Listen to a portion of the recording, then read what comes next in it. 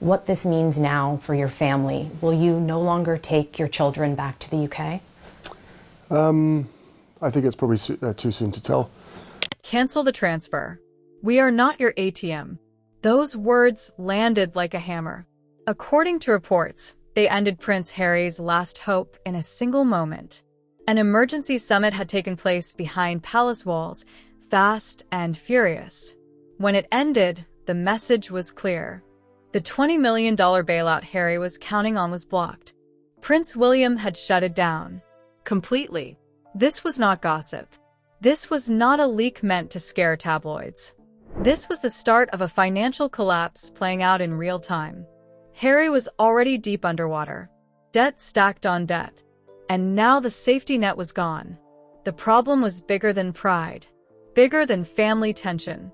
It was structural. Harry's money troubles were no longer theoretical. They were mechanical, legal, ruthless. To understand how fast things spiraled, you have to look at the clock. Reports say it was around 10 a.m. when a courier arrived at the service entrance of the Montecito estate. A thin envelope. Harry likely expected routine paperwork, maybe even good news. But inside was something far worse. A notice of non-renewal. Their homeowner's insurance was ending. For most people, that's stress. For someone sitting on a multi-million-dollar mortgage in a wildfire zone, it's a nightmare. In California's fire-prone hills, insurers are pulling out fast. When coverage disappears, banks don't wait. They act. Harry reportedly called his advisors in panic. That's when the trap snapped shut. Buried deep in the mortgage contract was a clause most people never notice until it's too late. Without continuous insurance coverage, the loan is considered in default. Not missed payment. Default. The bank doesn't need to wait. It can move immediately to protect its asset. And the asset isn't Harry's. It's the bank's. The house was suddenly a ticking clock. No insurance meant no protection. No protection meant foreclosure was legally possible, even if monthly payments were up to date. This is how high-debt lifestyles collapse. Quietly, on paper, with no warning. Emergency coverage was the only option. But emergency coverage in a high-risk fire zone isn't just expensive. It's brutal. Hundreds of thousands of dollars up front. Cash. Immediately. Money Harry reportedly did not have. So he did what he had avoided for years. He called London. He needed a bridge, a temporary lifeline. Help from the institution he once escaped. Whether from the king or from William, the logic was simple. Cover the insurance. Buy time. Stop the bank. But when Prince William answered, there was no sympathy. Instead, there was paperwork. Sources say William opened a file already prepared. An internal financial review. A full audit of Harry's situation. Not emotion. Numbers. William didn't see a family home in Montecito. He saw a liability. A massive one. As the new manager of a billion-dollar estate, William understands assets. He understands cash flow. And according to those familiar with the call, what he saw was terrifying. The Montecito house wasn't security. It was a white elephant, a property so large and expensive that it eats its owner alive. Massive upkeep, endless bills, constant risk. The kind of house that only works when income never stops. 9 bedrooms, 16 bathrooms. To Harry, it looked like freedom. To William, it looked like madness. 16 bathrooms don't mean luxury. They mean 16 potential failures. Leaks, plumbing, maintenance, a structure that consumes money just to stay standing. Then there was the land. Acres of manicured greenery in a drought-stricken state. Keeping it alive meant pouring cash into the ground every single month. Water, staff, repairs. All invisible. All relentless. And that was before taxes. Annual property taxes alone reportedly crossed $200,000. A fixed cost. No matter what. Netflix deal or not. This was the reality William laid out. Harry had grown up in palaces where bills were invisible, where systems absorbed the cost, where money was abstract. In California, money is concrete and unforgiving. William's verdict was cold but clear. Harry hadn't escaped control. He had traded it. The monarchy had rules, but banks have no mercy. And then came the refusal. William didn't block the bailout out of spite. He blocked it because the math didn't work. Pouring millions into that house wouldn't save Harry. It would only delay the collapse. According to sources, William delivered a final warning. The problem wasn't just the house. It was the people propping it up. Because just as the insurance clock started ticking, another pillar of Harry's financial life was already cracking. Quietly, behind the scenes. And the man holding that pillar was preparing to walk away. If the house was the slow poison, the financial support behind it was the heartbeat. And that heartbeat was fading. For years, the public story painted Prince Harry and Meghan as protected, surrounded by powerful friends, backed by Hollywood loyalty. One name stood above the rest: Tyler Perry. To the outside world, Perry was the Godfather, the generous ally, the man who stepped in when doors closed. He provided transport, security, shelter, stability at a moment when Harry and Meghan were newly exposed and scrambling to survive outside royal protection.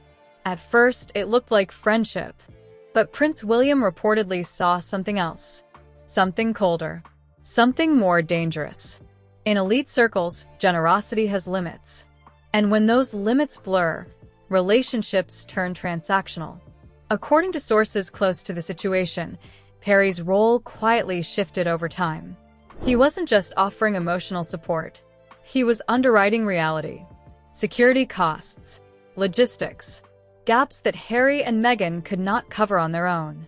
What began as help became expectation. And Perry noticed. He is a man who built everything himself. He understands balance sheets. He understands return on effort. Insiders say he began to see a pattern that alarmed him.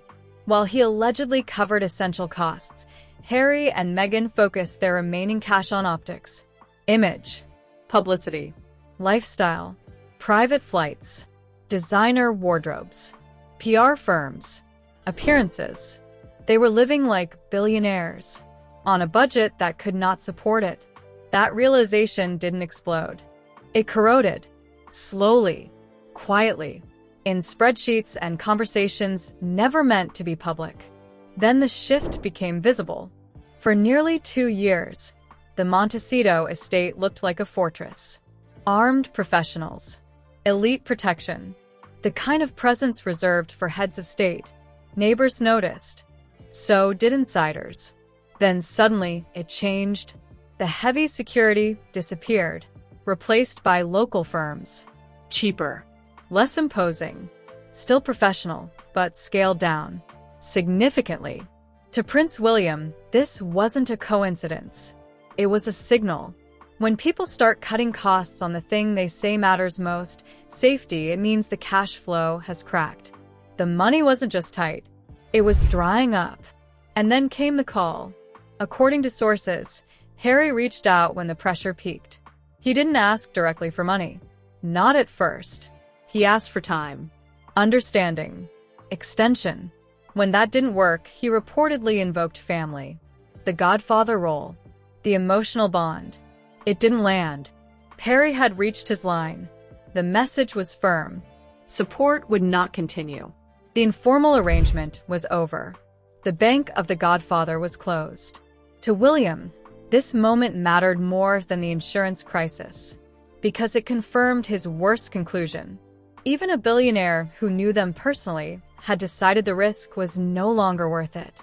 During the summit, William reportedly didn't soften this point. He sharpened it. If a man with unlimited liquidity won't back you, why should the duchy? Harry was now exposed. Fully. No palace.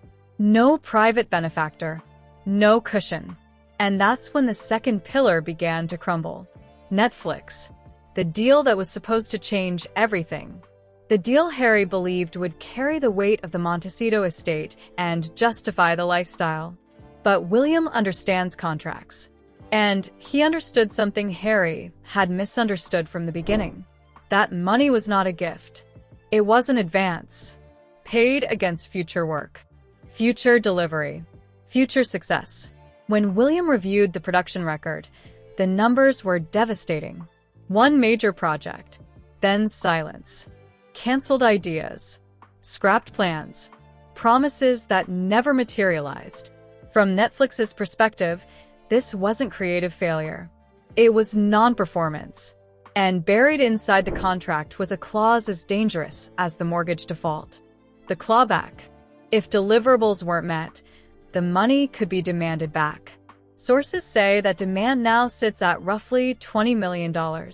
For Harry, this wasn't just pressure. It was suffocation. Instead of fresh funding, there was potential litigation. Instead of renewal, there was exposure. The income stream he was counting on had reversed direction. Money wasn't coming in.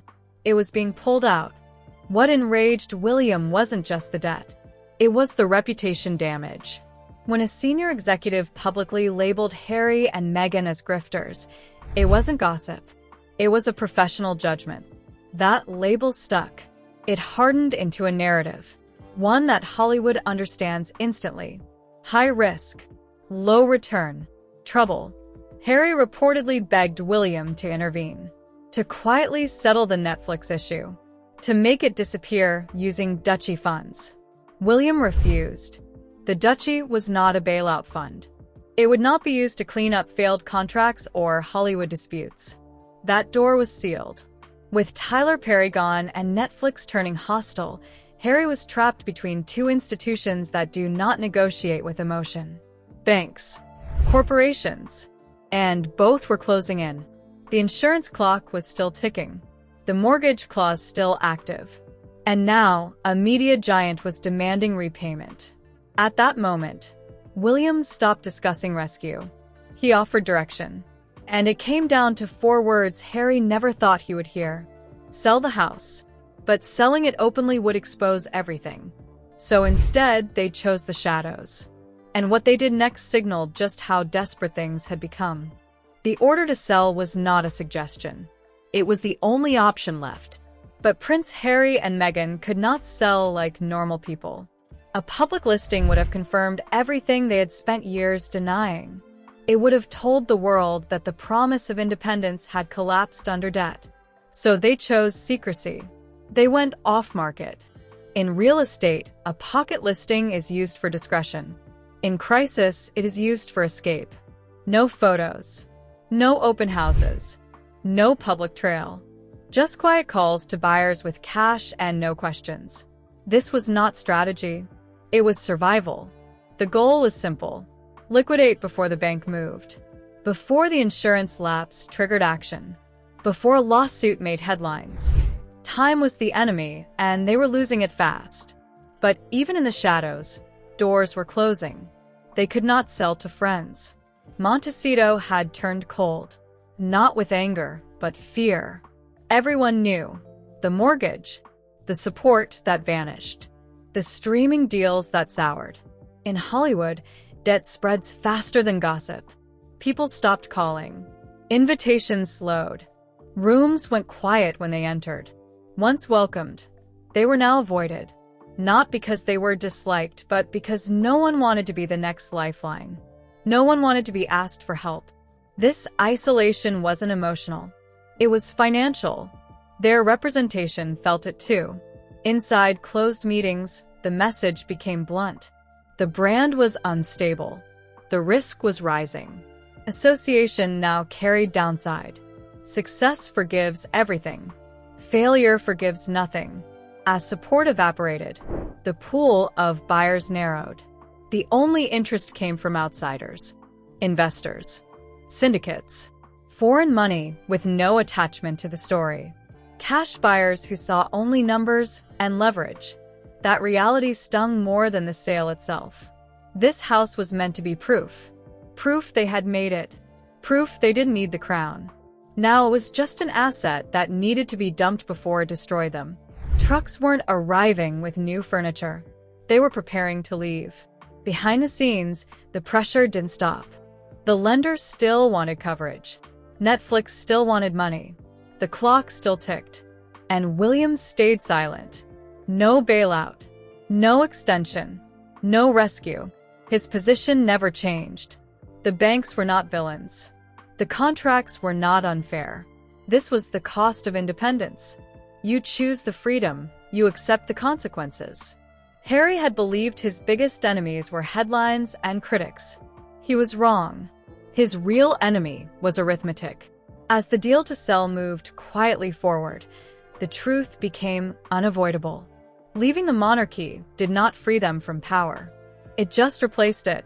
Banks, studios, investors. All colder, all final. The experiment was over. Harry stood at the edge of the life he built, watching it dissolve piece by piece. The view that once symbolized escape now marked an ending. And the question he could no longer avoid wasn't about money. It was about what came next. Because when the house is gone, the accounts are frozen, and the favors are finished, there is nowhere left to hide. And for the first time since he walked away from royal life, Prince Harry had to face a future with no institution behind him at all.